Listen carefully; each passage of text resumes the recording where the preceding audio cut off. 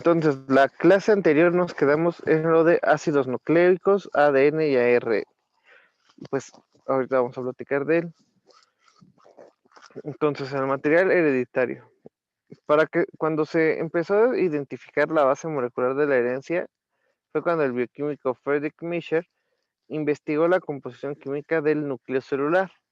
Un año más tarde, Mischer encontró que la mitad de los materiales en el núcleo eran proteínas y el resto de los materiales no se pudieron identificar, reconociendo solo sustancias ácidas y que únicamente se localizaban en el núcleo.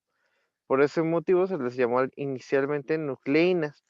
Posteriormente se reconocieron estos materiales llamándolos ácidos nucleicos por su naturaleza ácida y porque estaban en el núcleo. Después se identificaron a estas sustancias y una de ellas se le conoce como ácido desoxirribonucleico y ácido ribonucleico. La diferencia entre estos dos pues va a ser que el desoxirribonucleico tiene una desoxirribosa, ¿sí? Es decir, un azúcar que se encuentra desoxigenado.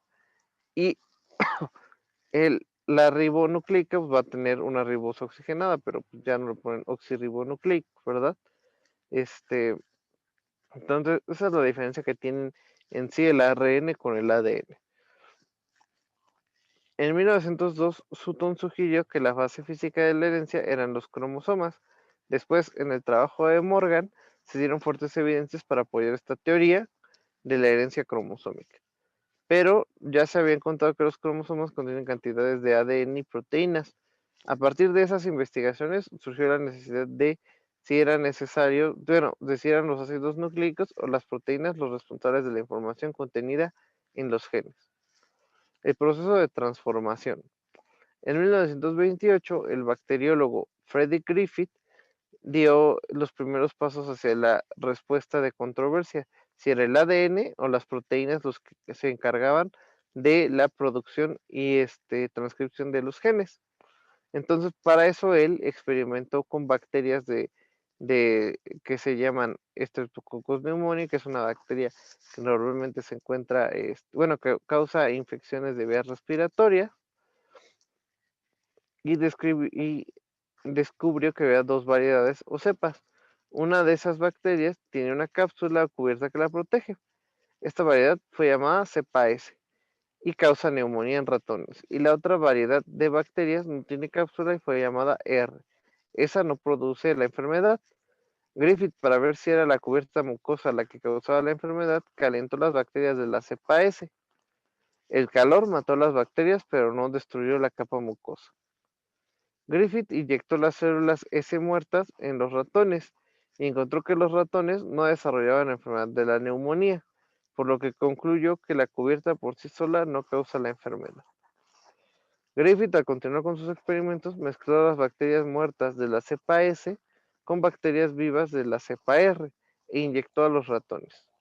Como las células S de la cepa S estaban muertas y las células R las células de la cepa R no producen neumonía, él esperaba pues que esta mezcla no enfermara a los ratones.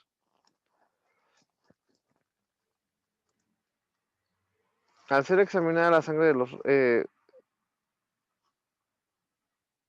al ser examinada la sangre de los ratones muertos, Griffith encontró bacterias vivas de la cepa S con cubierta mucosa. ¿De dónde vinieron? Si ya estaban muertas las bacterias de la S, ¿no? Griffith supuso que había algún material que se pasó de la bacteria muerta S a la bacteria viva R, cambiando a la bacteria R en una bacteria S. Los investigadores se refirieron a este material transferido como factor transformante. Griffith reprodujo las bacterias S que recuperó de la sangre de los ratones muertos, encontrando que las bacterias hijas también tenían cápsula mucosa. Todo indicaba que el factor transformante debía ser el material genético, pues las nuevas características heredadas, incluyendo la habilidad para formar cápsula, fueron identificadas en las células hijas, y el proceso mediante el cual las bacterias cambiaban al absorber material genético del exterior es llamado transformación. Pero en realidad Griffith no aportó una respuesta clara a si eran las proteínas o los ácidos nucleicos. La evidencia más fuerte de que el ADN era el factor transformante fue publicada en 1944 por otro bacteriólogo llamado Oswald Avery y sus colegas Colin MacLeod y Maclean McCarthy. Esos investigadores aislaron el ADN de bacterias de la cepa S, que son las que causan la enfermedad, y lo mezclaron con bacterias de la cepa R y produjeron bacterias de la cepa S vivas. Pero ¿qué fue lo que sucedió? La bacteria R incorporó el ADN de la S a su cromosoma. La conclusión de estos resultados fue que el ADN es el responsable de la transformación. A pesar de estos resultados, muchos científicos seguían dudando que el ADN fuera material genético y seguían pensando o creyendo hacia qué eran las proteínas. Luego, los estadounidenses Martha Chase y Alfred Hershey publicaron en 1952 los resultados de una serie de experimentos donde concluían que el ADN es el material genético. Sus experimentos involucraban el material genético de ciertos virus llamados bacteriófagos o fagos. Estos bacteriófagos infectan y destruyen a las bacterias. Hershey y Chase sabían que un bacteriófago está constituido solo de ADN y proteínas. Cuando un bacteriófago infecta a una bacteria, este se adhiere a su superficie bacteriana e inyecta cierto material dentro de la célula. El resto del fago permanece fuera de la bacteria. La sustancia inyectada entonces se apodera del resto de la célula bacteriana que inicia la producción de nuevos fagos. Los nuevos virus revientan a la bacteria liberándose para infectar otras bacterias. Hershey y Chase supieron que la sustancia inyectada podría ser el material genético, ya que éste controla el metabolismo de la bacteria. Para determinar eso, Hershey y Chase prepararon bacteriófagos cuyo ADN contenían fósforo radioactivo y otros que contenían proteínas con azufre radioactivo. Después pusieron en contacto estos bacteriófagos radioactivos con bacterias. El resultado de este experimento fue que el fósforo radioactivo siempre aparecía en el interior de las bacterias y el azufre por fuera. Así Hershey y Chase concluyeron que el ADN y no la proteína era el material genético de los bacteriófagos. ¿Sí entendieron cómo fue ese experimento o no?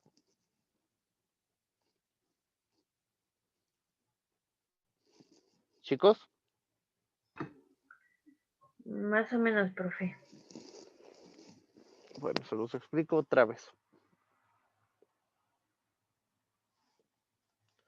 O sea, los bacteriófagos son virus que se encargan de, bueno, como todos los virus necesitan algo para reproducirse. En este caso, los bacteriófagos utilizan bacterias y en ellas se reproducen. Ajá. Se reproducen muchas veces hasta que revientan a la bacteria y pues se comen lo que queda de residuo, ¿sí? Y ellos, estos científicos propusieron que esto lo hacían a través del ADN, que el ADN era el responsable. Bueno, y para eso, pues, lo que hicieron fue que dentro de un bacteriófago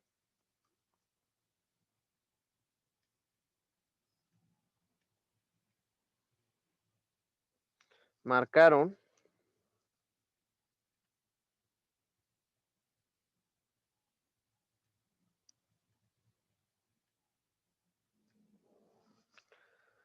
con fósforo radioactivo el ADN de estos virus, ¿sí? Y con azufre radioactivo marcaron las proteínas de este virus. Luego, con estos bacteriófagos ya radioactivos, lo que hicieron fue que los pusieron con bacterias para que las infectaran, ¿sí?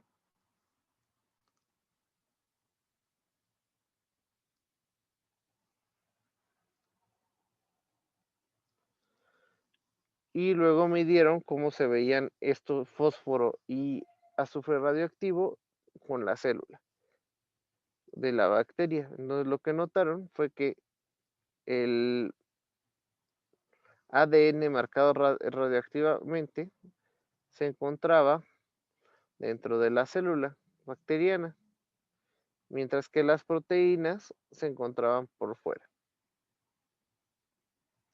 Esto nos sugería que lo que causaba el daño y que permitía la reproducción y los cambios metabólicos del bacteriófago sobre la bacteria era el ADN, más no las proteínas.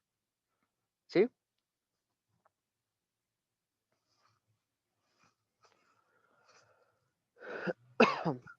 Sí, Bueno, una vez que el ADN ya fue conocido como el material genético, se estableció una competencia entre los científicos para trabajar sobre cómo era su estructura. Uno de esos científicos fue Erwin Chargaff, quien con sus experimentos descubrió un dato muy importante. Él analizó que la cantidad de bases nitrogenadas del ADN de diversas especies y encontró que la cantidad de adenina es siempre igual a la cantidad de timina y que la cantidad de citosina siempre es igual a la cantidad de guanina. Estas observaciones son conocidas como las reglas de Chargaff. El mismo Chargaff no pudo explicar sus descubrimientos, pero fueron indicios importantes. Estudios de rayos X. A principios de 1950, en Londres, Rosalind Franklin y Maurice Wilkins hicieron una importante contribución para revelar la estructura de hélice del ADN. Estos científicos bombardearon con rayos X cristales de ADN purificados y fotografiaron los patrones de difracción resultante. Estas fotografías sugirieron a Franklin y Wilkins que la molécula del ADN es una hélice, o sea, una espiral. Además reveló datos sobre algunas de sus dimensiones. Muchos eran los científicos que querían encontrar la estructura del ADN, pero la suerte favoreció a Francis Crick y James Watson, quienes propusieron en 1953 un modelo de estructura de ADN que se conoce como la doble hélice. Este modelo es el aceptado actualmente como una estructura correcta del ADN. Para llegar a ello, ellos trabajaron con modelos de alambre y con la información que tenían de los experimentos previos de los rayos X, el resultado de varias investigaciones les permitió establecer cómo se componían de largos filamentos de nucleótidos y que cada nucleótido tenía su azúcar de 5 carbonos, su desoxirribosa, un grupo fosfato y su base nitrogenada. Es decir, cada nucleótido se conforma de esas tres cosas, ¿sí? De una desoxirribosa, un grupo fosfato y una base nitrogenada. La base nitrogenada puede ser la adenina, que se va a representar con la letra A, la timina, que se representa con la letra T, la guanina, que se representa con la letra G, y la citosina, que se representa con la letra C. También se encontró que dos de estas bases tienen anillos dobles en su estructura similar al grupo de las purinas. Por eso les llaman purinas, y esas son la adenina y la guanina. Las otras dos bases tienen solamente un anillo, que es muy característico de las pirimidinas, y por eso se les conoce como pirimidinas, y son citosina y timina.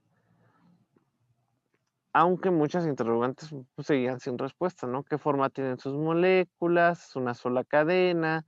¿Las bases se encuentran dentro o fuera de la molécula? Un modelo que representa estas sustancias nos debe ayudar para poder explicar las observaciones que hizo Chargaff acerca de las mismas cantidades de bases y deberá a su vez explicar cómo se duplica por sí misma esta molécula. Entonces nosotros vamos a ver que la doble hélice en la porción exterior, nosotros lo que vamos a ver van a ser los grupos fosfatos. Posteriormente vamos a ver la desoxirribosa, que es ese pentágono que ustedes ven, y adherida a ellos van a estar las purinas y las pirimidinas o las bases nitrogenadas, ¿no? Que ya son adenina, guanina, citosina y timina.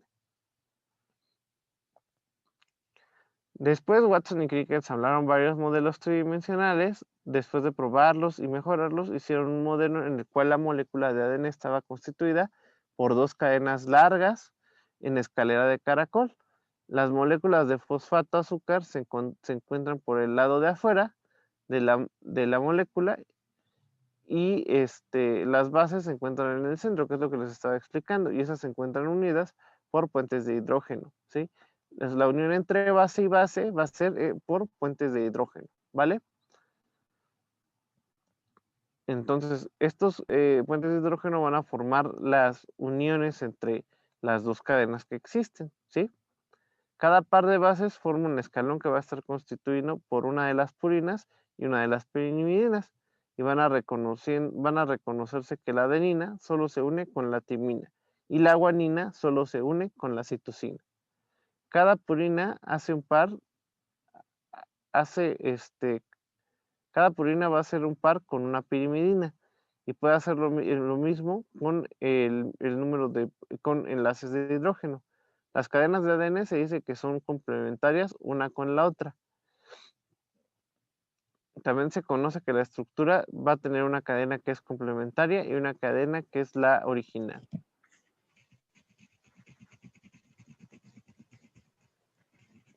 ¿Cómo se replica el ADN? El modelo que se propone por Watson y Crick despejaba todas las dudas, pero pues seguía en, cuestión lo de cómo se autorreplicaba el ADN, ¿no? Y cuál era de los cuál en los cromosomas, cómo se hacía copias de sí mismo durante la interfase. Ese proceso durante el que se hace la replicación del ADN se llama replicación. Al principio de la réplica, las dos cadenas de ADN se desenrollan y esto es por procesos enzimáticos que rompen todos estos puentes de hidrógeno que se encuentran dentro, ¿sí? Nosotros ahorita, por ejemplo, lo que ustedes están viendo aquí en la imagen 4.25 es una cadena enrollada hasta esta porción, ¿sí? Cuando se inicia la replicación, primero empieza una enzima a descomponer todos estos puentes de hidrógeno que tenían unidas estas bases y nos deja dos cadenas, ¿sí? Ese es el primer paso, desenrollar el ADN. Ya desenrollado, se van a separar como tipo con un zipper. Ajá. ¿Sí han visto los zippers, no? ¿Sí No, saben ni sé qué es qué es. un zipper? Es el cierre. Cierre o zipper.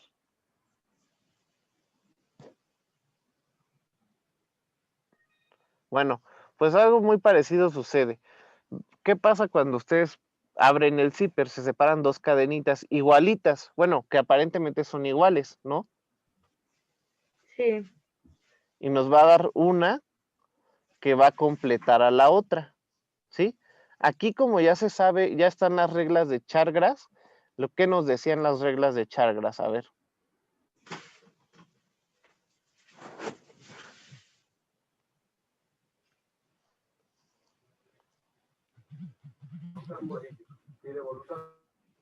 Chicos, ¿qué nos decían las reglas de Chargas? Ah, que la adenina siempre era igual a la timina, ¿no?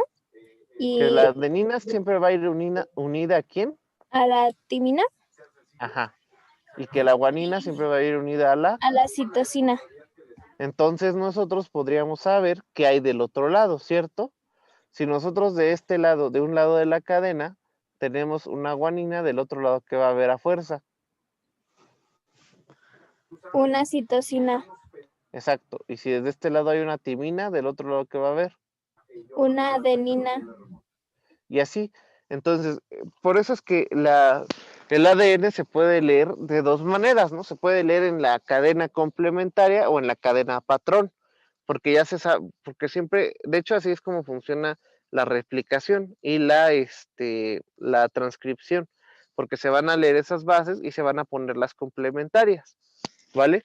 Eso se llama una base complementaria. Bueno, entonces, cada cadena de esas dos que se van a separar va a permitir que la original sirva como un patrón o molde para la formación de una cadena hija complementaria. La nueva cadena se forma con los nucleótidos libres que han sido sintetizados previamente en el núcleo. Una enzima que se llama ADN polimerasa se va a ir moviendo a lo largo de la cadena original del ADN, uniendo las bases de la cadena a las bases complementarias. Y la adenina se enlaza con la timina, la citosina con la guanina. Este proceso realizado por la ADN polimerasa se lleva a cabo en las dos cadenas originales. Es decir, primero se va a abrir se va a desenrollar por una helicasa, después se va a ir separando por otra enzima que va a ir abriendo los puentes de hidrógeno y ya nos va a dar dos cadenas, ¿sí? Entonces es como si ustedes tienen un cierre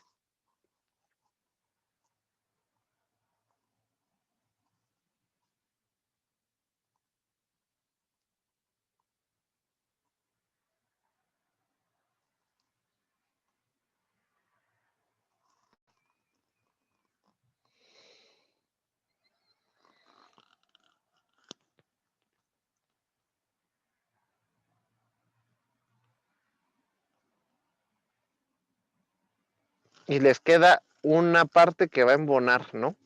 Entonces digamos que ustedes a cada una de estas cadenas que les quedan les quieren poner otro cierre. Entonces, ¿qué tienen que poner? Tienen que ponerle un cierre complementario a esa cadena, ¿sí?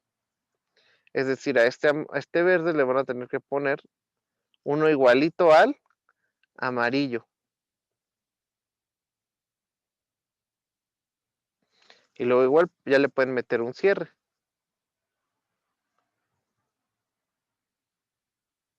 Y a este amarillo le tienen que poner un complementario de color.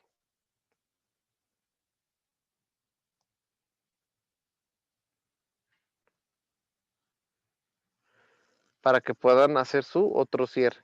Así parecido sucede durante la replicación. Nada más que aquí lo que se encarga de producir esa cadena complementaria va a ser la DNA polimerasa, que va a ser atraída por otra proteína que va a estar primero expresada ahí y que va a permitir que se haga otra vez una cadena complementaria. Entonces nos va a dar dos cadenas que van a ser exactamente iguales, ¿sí? Porque aunque las dos vengan de esta parte, pues va a tener su complementaria cada uno, que va a ser, la complementaria de esta va a ser igualita a esta que nosotros vemos abajo. Y la complementaria de la de abajo va a ser igualita a la de arriba, ¿sí? Porque va a seguir las reglas de Chargas. ¿Sí o no? Entonces, este proceso que se realiza por la ADN polimerasa se lleva a cabo en ambas cadenas originales.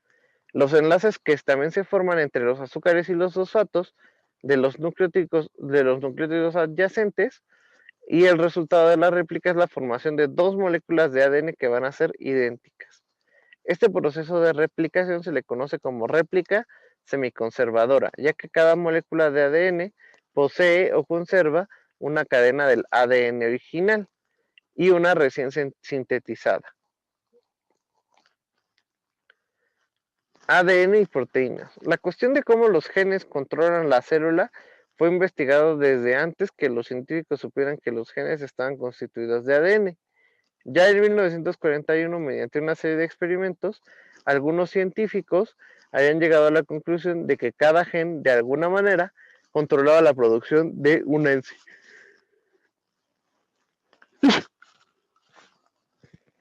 enzima, ¿sí? Esto dio origen a la hipótesis de un gen, una enzima. Recuerda que las enzimas tienen naturaleza proteica y son las encargadas de las reacciones que ocurren en la célula. Actualmente los científicos saben cómo el ADN controla la elaboración o síntesis de todas las proteínas celulares, no solo de las enzimas. La hipótesis anterior ahora es que un gen es para una proteína, que es lo que yo siempre les digo, que cada gen codifica una proteína.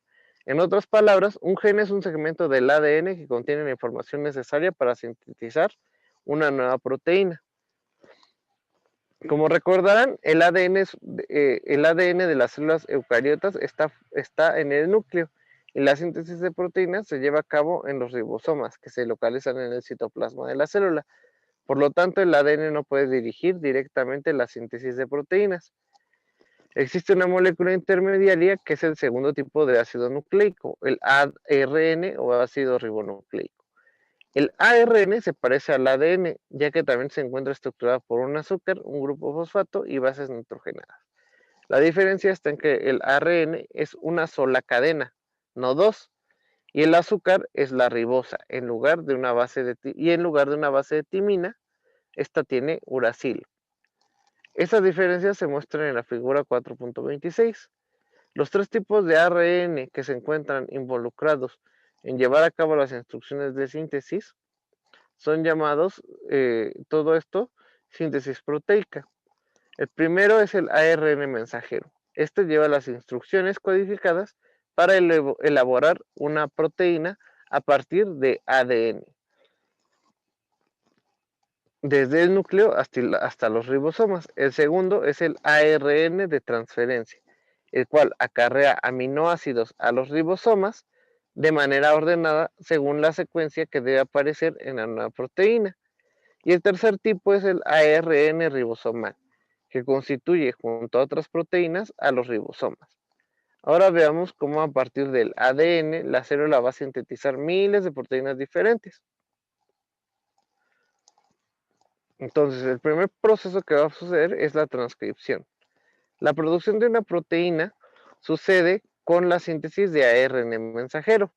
La síntesis de ARN mensajero a partir del ADN es conocido como transcripción. Esto es un proceso muy cuidadoso, en el que lo que sucede es algo parecido a la replicación, solamente que aquí no se va a producir una base complementaria y se van a producir dos cadenas hijas, sino que digamos, aquí lo que sucede es que en un segmento en particular de todo el ADN que tiene la célula, está codificado, como ya hemos platicado, una proteína. Entonces, ¿qué es lo que pasa? Va a haber una proteína que se va a anclar al sitio donde se tiene que iniciar la replicación, bueno, la transcripción para esa proteína en particular, ¿sí? Entonces llega aquí una proteína que se va a pegar y va a abrir un bucle en esa parte del ADN. Después, ¿qué es lo que va a suceder?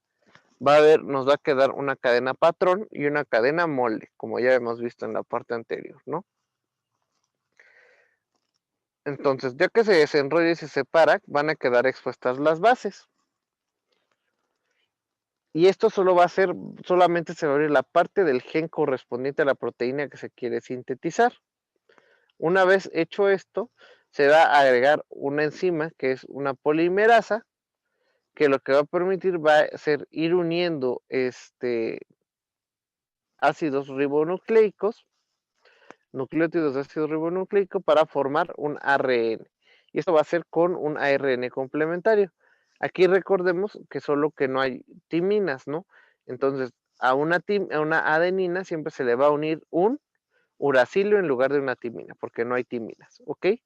Y nos va a dar como resultado una cadena de ARN, que va a ser la cadena copia.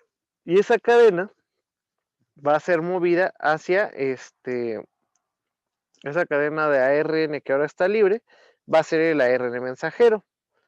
Esto va a permitir que después una enzima que se llama ARN polimerasa, une las bases del ARN con sus bases complementarias sobre las cadenas patrón y nos va a dar esa copia en exacto, ¿no? La única diferencia es que aquí la enzima que participa en la transcripción va a ser una ARN polimerasa, mientras que recuerden que en la replicación es una ADN polimerasa, ¿sí? Después, ya que se tienen las primeras bases, se va a llevar ese ARN hacia el núcleo.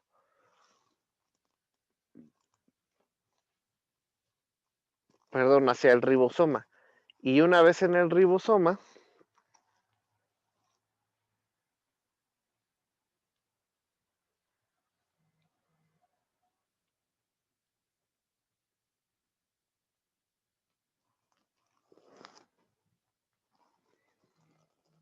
espérenme tantito. Ok.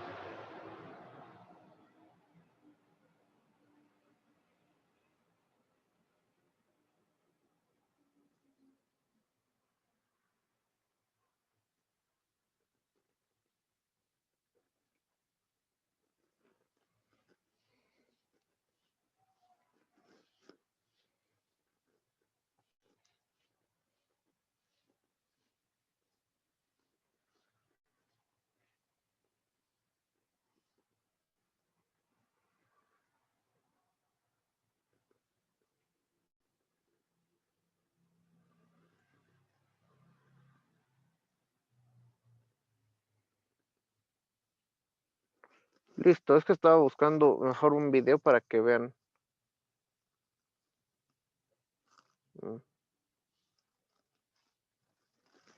Para que vean cómo se va reproduciendo esto. ¿Sí? Entonces nosotros primero aquí tenemos una célula. Ahorita nos va a llevar al núcleo y nos va a enseñar el ADN. ¿Sí?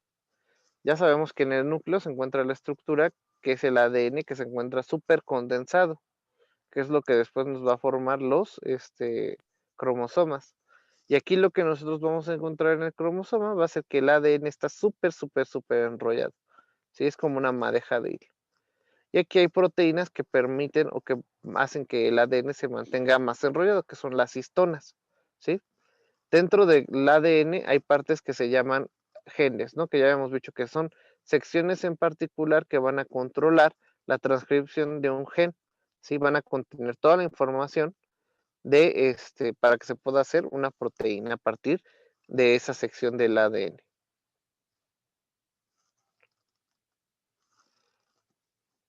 Entonces, ¿sí lo ven, verdad? ¿Sí están viendo esta imagen? Sí, sí se ve bien. Ah, ok. Entonces aquí lo que sucede es que llega una enzima que se llama ARN polimerasa. Y ahora, ¿cómo llega esta enzima? Digo, esta enzima no llega solita o dice, ay, voy a transcribir este gen. Hay otras proteínas que se llaman factores de transcripción que se van expresando de acuerdo a las necesidades que tenga la célula, ¿sí? Digamos, la célula quiere o necesita más proteínas de membrana, ¿no?